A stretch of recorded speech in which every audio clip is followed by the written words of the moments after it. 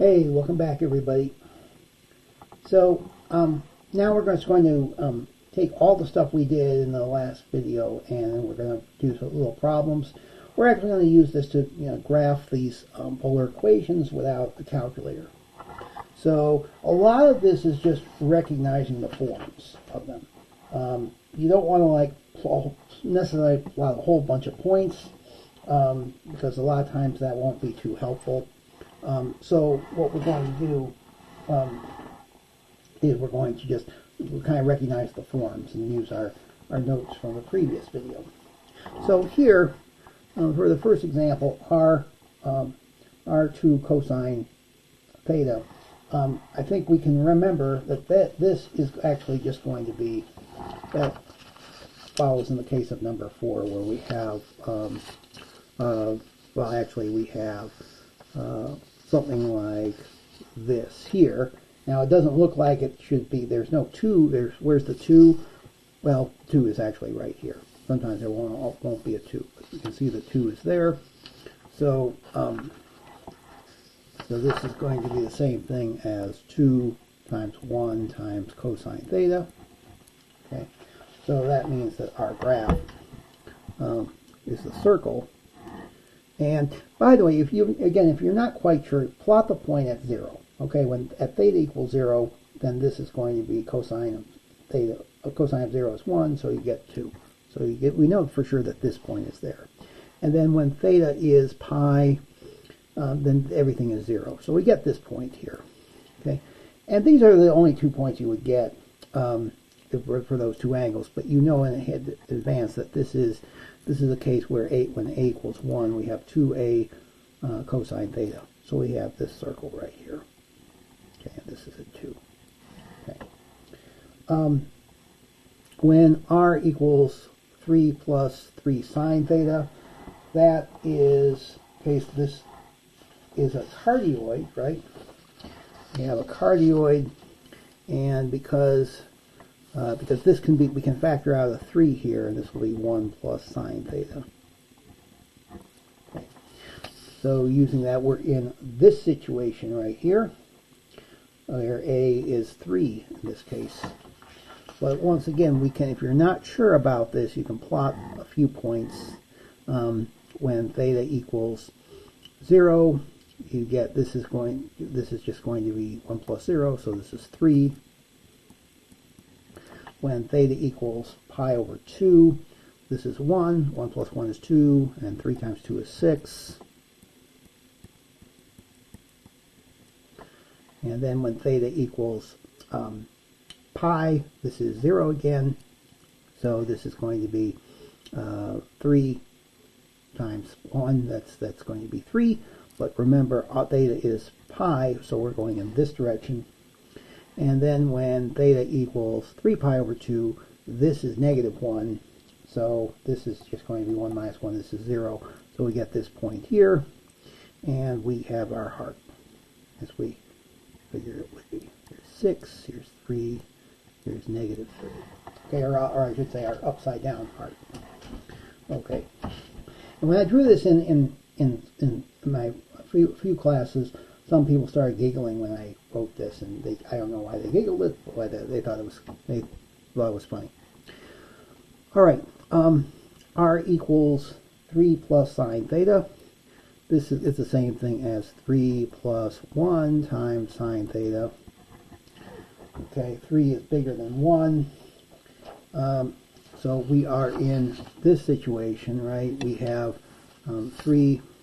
We are in this situation where a is 3 and b is 1. So we are in this situation here. So we're going to get a limison with no inner loop. And if we plot a few points here, when theta equals 0, we get 3. When theta equals pi over 2, we get 3 plus 1 times 1, that's 4. When theta equals pi, we get 3 again. When theta equals 3 pi over 2, this will be 3 minus plus 1 times negative 1, that's 2. Okay, so we get this shape right here.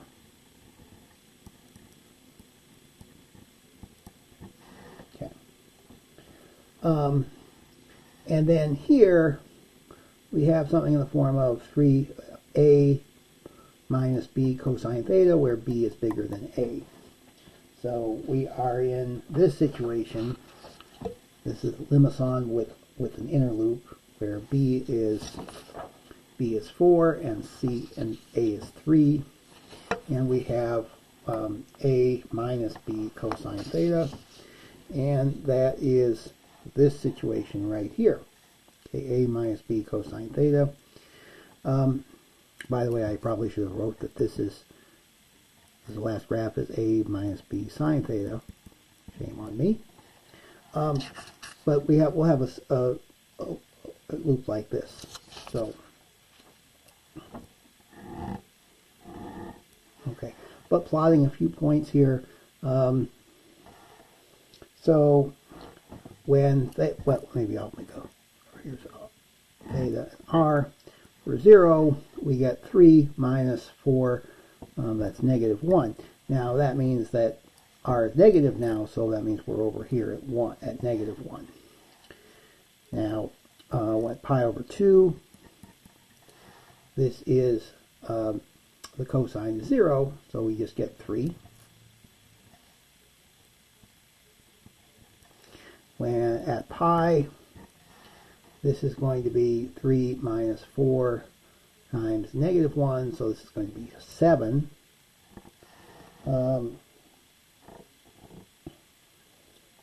Yeah, it's going to be 7, but the angle is pi, so we're talking about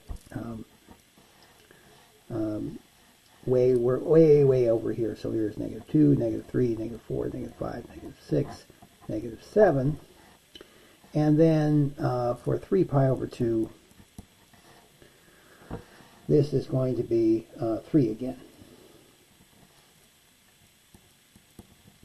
Okay.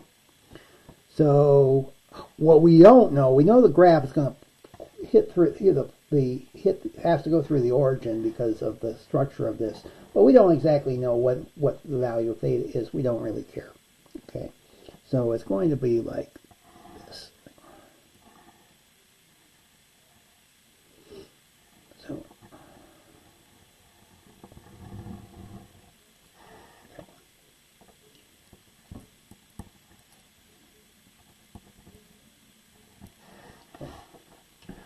all right.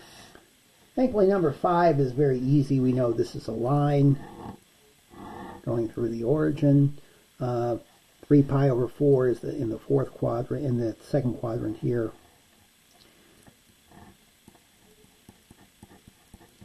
Okay, so this equation describes this line right here going through the origin.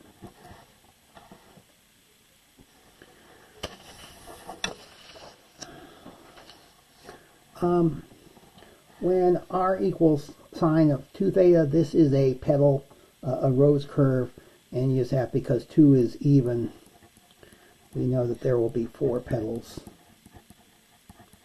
And unlike when it's r equals cosine of 2 theta, we know that it's going to, when theta equals 0, this r is going to be 0.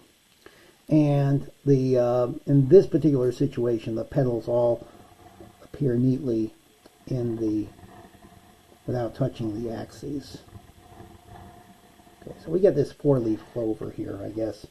And for example, this point, if you try to just plug in the values for theta equals 0, pi over 2, pi, and so on, r is always 0. So you just get this point.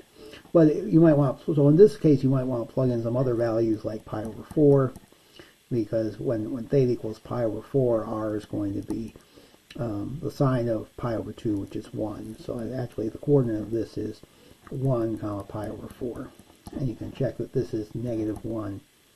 Well, this will be 1 negative pi over 4, and so on. There's some symmetry here in this case.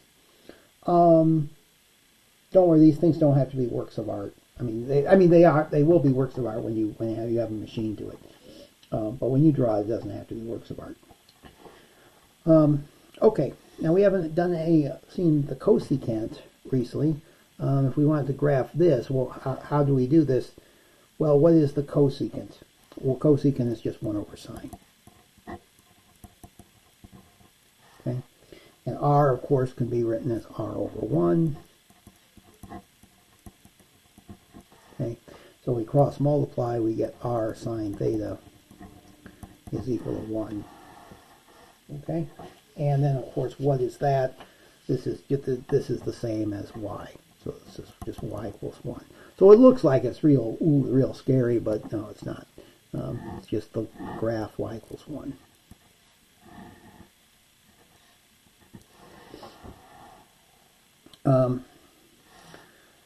Here they ask you to write r equals 4 cosine theta in rectangular coordinates. That's not too bad. We just do the same thing we did before. Multiply both sides by r, get r squared equals 4r cosine theta, and then this becomes x squared plus y squared equals 4x.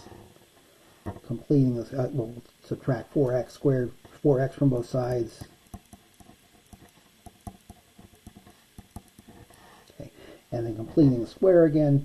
4 divided by 2 is 2, and 2 squared is 4. So we'll add 4 to both sides,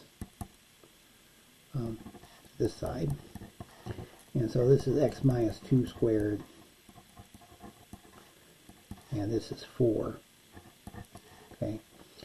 So this is a circle that's centered at 2, 0. Okay. Well, we don't even have to. We've written this in rectangular coordinates. That's our answer, but you can see the circle will be this again.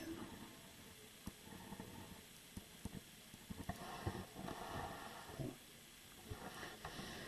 And then for the graph of r equals 2 theta, 2 to the theta, I think all you have to realize that this is a spiral, and because this can be written as e to 2 can be written as e to the natural log of 2, and then 2 to the theta can be written as e to the natural log of 2 times theta. So this is one of the cases where we have theta times lambda, or theta divided by lambda. And the thing to remember is that obviously as the theta increases, 2 to the theta is increasing, so r is increasing. So it's basically the same shape. It's a spiral. Okay. Okay. So I would say just do what you can. Have these sheets with you. I think the main thing is going in your homework is just going to be recognizing the form of the comparing the form of the equation with the forms on your sheet, on your notes, and then it won't be too bad. That and plotting a few easy points like at when theta equals 0, pi over 2, pi, and 3 pi over 2, and maybe 2 pi. That's all you need to do. All right. So have fun with this if you call it fun, and we'll start with something new next time. Take care.